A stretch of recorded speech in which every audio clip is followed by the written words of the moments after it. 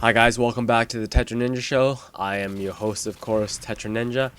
And sorry we're jumping right into this game on Terminal, but I had to cut out my usual class and kill streak demonstration that I usually have at the very beginning because I needed to keep this video under 11 minutes or it would have got rejected by YouTube.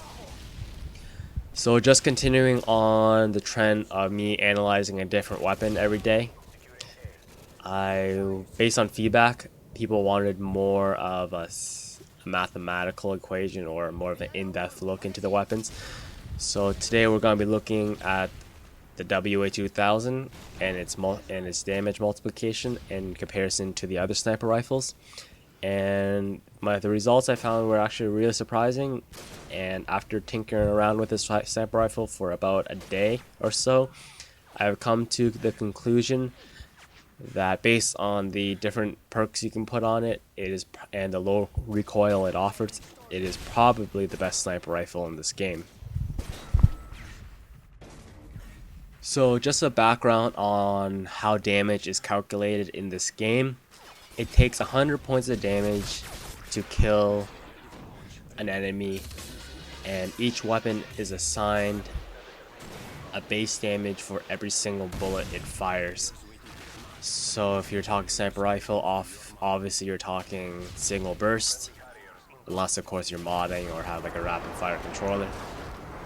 And the base damage on each of the sniper rifles are actually identical.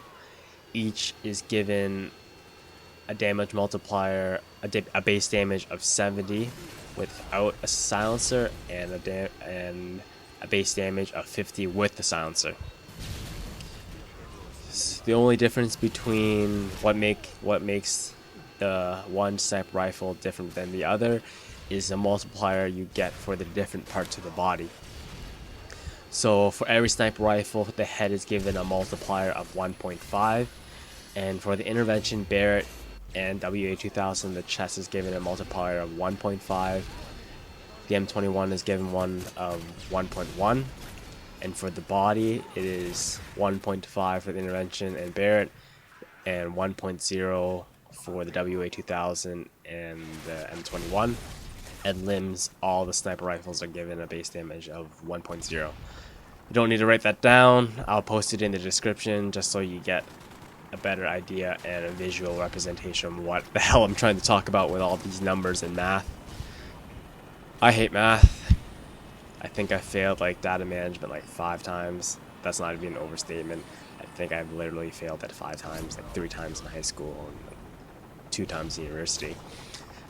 But yeah, so that means that the only difference between the sniper rifles is the damage given to the different body limbs and body parts that you're shooting for.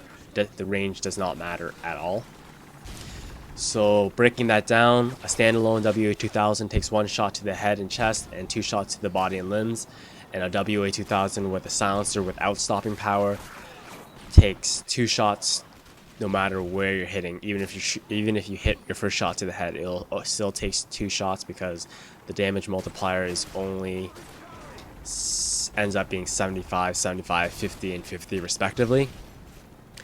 When you add a stopping power to any of the weapons, you get a bonus multiplier of 1.4.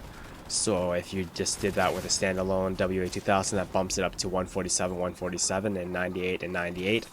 The 98 and 98 means that it just falls short of being able to one-shot the body and limbs, which is the only real difference between that and the intervention and the Barrett. The limbs on both the Barrett if you're hitting for the limbs and the Barrett, intervention, and WA2000, it'll always be 2 shots. If you throw on a silencer with stopping power, it's 1 shot to the chest and 1 shot to the head with the WA2000 and 2 shots to the limbs and body.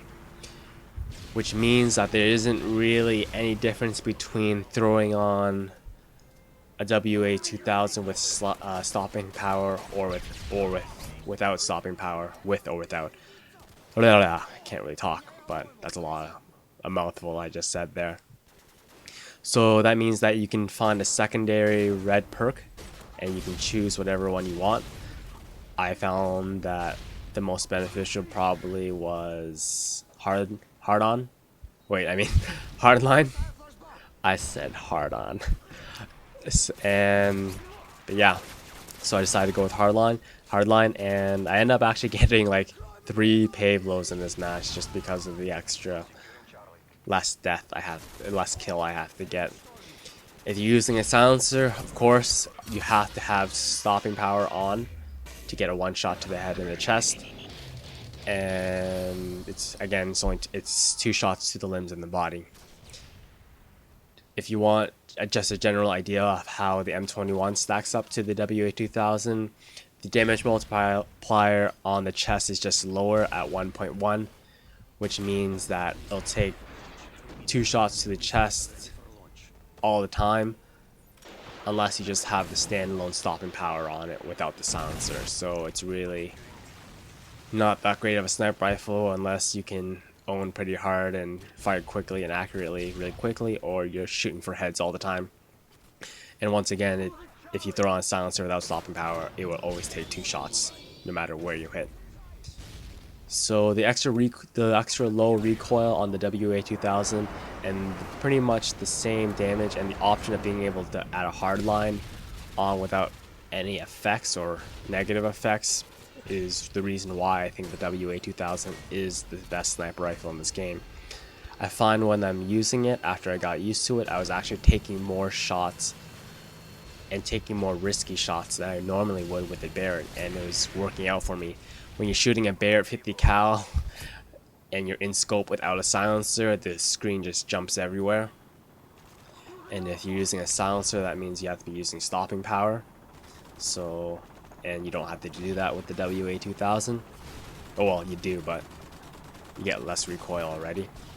And with intervention, then it's the exact same thing. With intervention, if you're trying to engage multiple enemies, every time you shoot, the reticle jumps to the top right, and either you have to be really good at compensating for the recoil, or you have to quick scope in and out really quickly in order to avoid the jump, basically.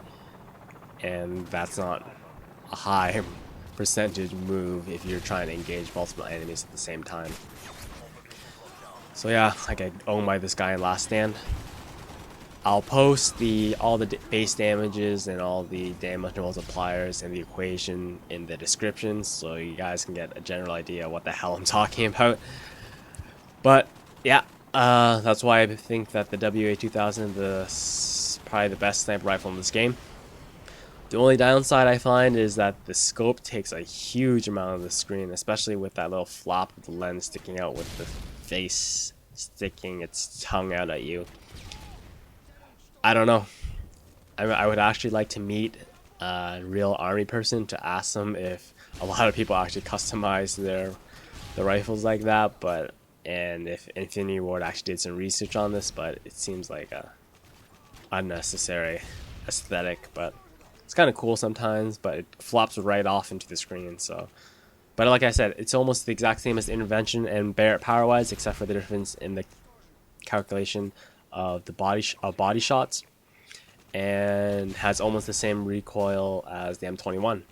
So you can burst fire really quickly, and you don't have to worry about throwing off your shot, and you'll take more shots than you normally would, and you'll probably be successful after you get used to the difference. So yeah, that's just my little rant on the M21. I'm gonna flash this guy, and then I'm gonna finish him off with my Raffica. With hard on, yeah, I meant to say hard on that time. Like I said, I get 3 payloads in this game, which is pretty deadly, and this map is pretty close quarters, and people have a lot of place to hide. So if you can imagine that on like a map like Wasteland or Derail, and if I had like an AC-130, a chopper gunner on, it would absolutely destroy. So between the 2 different types I decided to go with, you can either go with a silencer with stopping power. The stopping power is essential, like I said. Or you can just go with the standalone M21 WA2000. It just doesn't matter if you have stopping power or not. It's the exact same thing. So you can change your red perk, like I said, to something else you like. You don't have to use You don't have to use hardline, but that's just what I found that was the most beneficial. I didn't need danger close. Didn't need lightweight. So yeah, I think your best bet is to go with hardline. So here's my third Pavlo, and I think the game is about to end. I go 41-7 or something, which is not too bad. And if you guys want another weapon, keep checking out my page, and please rate and subscribe to this channel. And I'll see you guys later. Thanks. Be sure to follow us on Twitter. There you'll find the latest updates from our premier directors and the Machinima Respawn team.